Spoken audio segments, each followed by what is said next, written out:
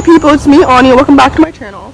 So with all this coronavirus quarantine stuff going on, I wanted to give you guys a reason to motivate yourself by giving you like a list of my most highly anticipated 2020 reads to give you guys something to look forward to, you know, because like that's one of the ways that I motivate myself.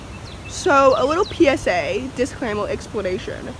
I have a TBR on Goodreads of 292 books. I checked it this morning and I also added a book to it, so maybe it has 293. Anyway, my expectations for those books range from 3.5 stars to 5 stars. The books on this list, I'm expecting them to be 4.5 stars to 5 stars. So that's why the amount of books on this list is so little.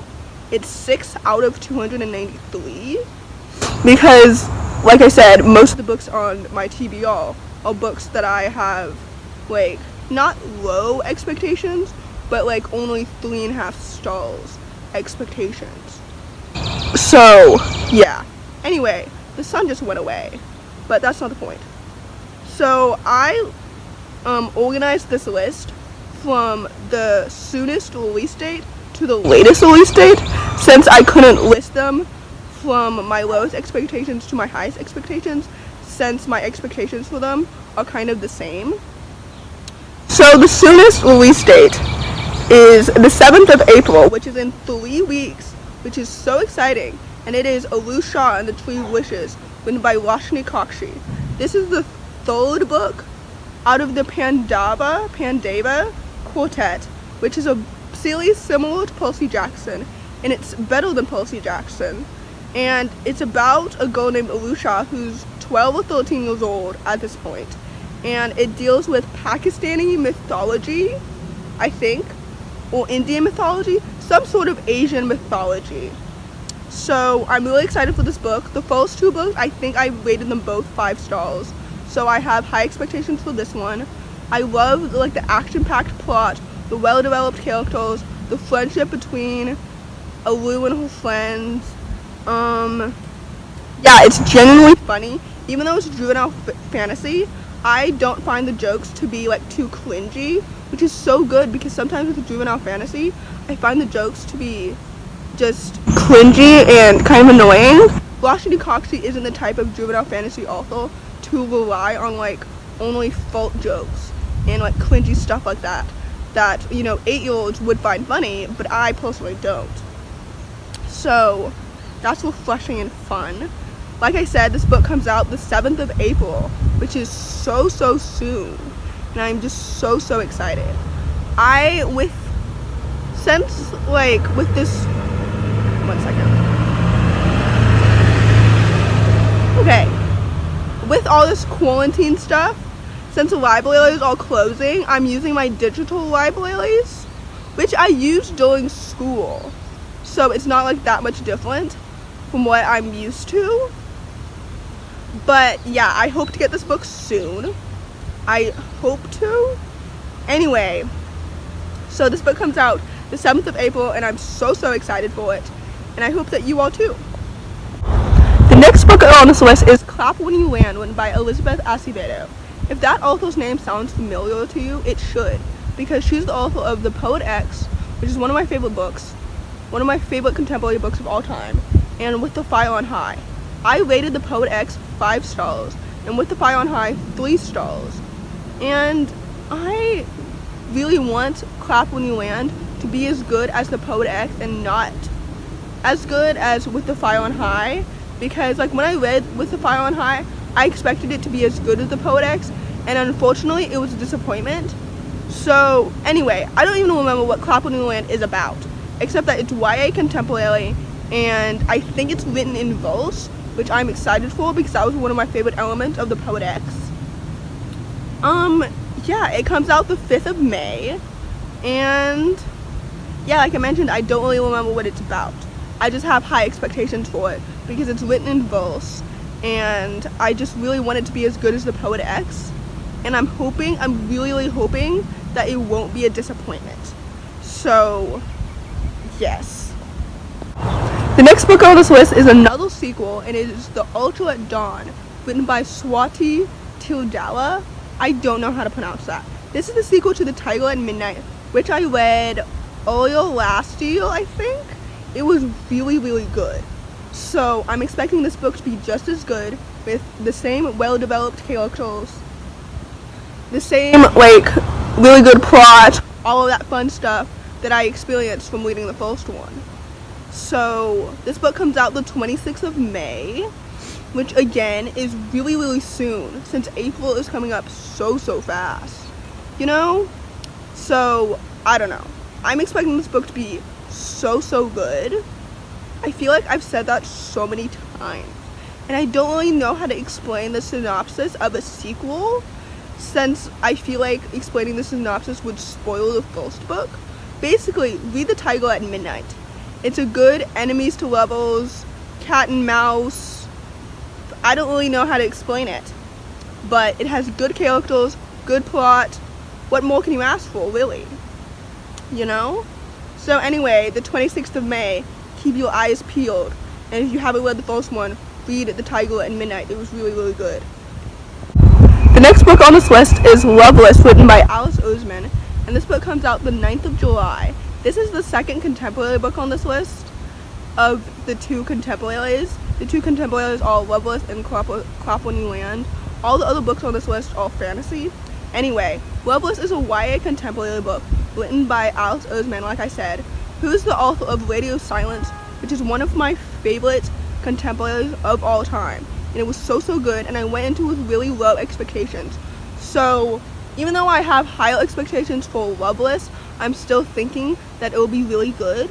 I don't remember the synopsis of this book at all.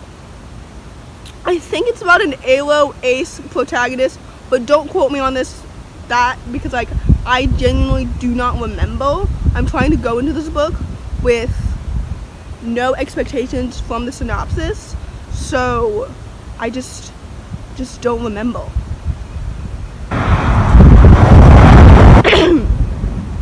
Anyway, like I said, 9th of July, read Radio Silence. Loveless is a standalone, I think, but like Radio Silence was so good. You should have read it anyway. Anyway, Loveless, high expectations for it. I'm hoping that it will be really, really good. The representation I'm hoping to be really, really nice and refreshing. Like I mentioned, don't really remember what it's about, don't know the name of the protagonist or really anything. I'm just hoping it'll be really, really good. Yeah. The penultimate book on this list is Hollowpox, The Hunt for Morrigan, which is the third book in the Nevermore series, written by Jessica Townsend. This is juvenile fantasy. It comes out the 18th of August. I read the first two Nevermore books probably in the years when they came out, which is last year and the year before, I think, and they're really good juvenile fantasy books because like it has, as per usual, a well-developed plot, good characters, all of the above. So yeah, like I mentioned, juvenile fantasy for me is becoming hit or miss because since I'm growing up and getting older and more mature, like the audience that juvenile fantasy is tailored toward is no longer the audience that I'm in. I mean, like the demographic that I'm in, the age group, you know what I mean? So Jessica Townsend is one of those rare juvenile fantasy authors, in my opinion, that doesn't rely on fault jokes. Like Roshani Coxy.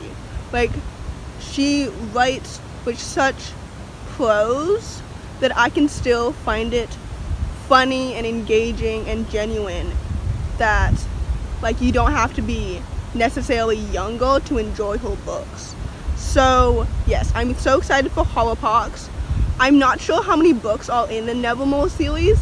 I want to say 5, but I don't know why I just said that.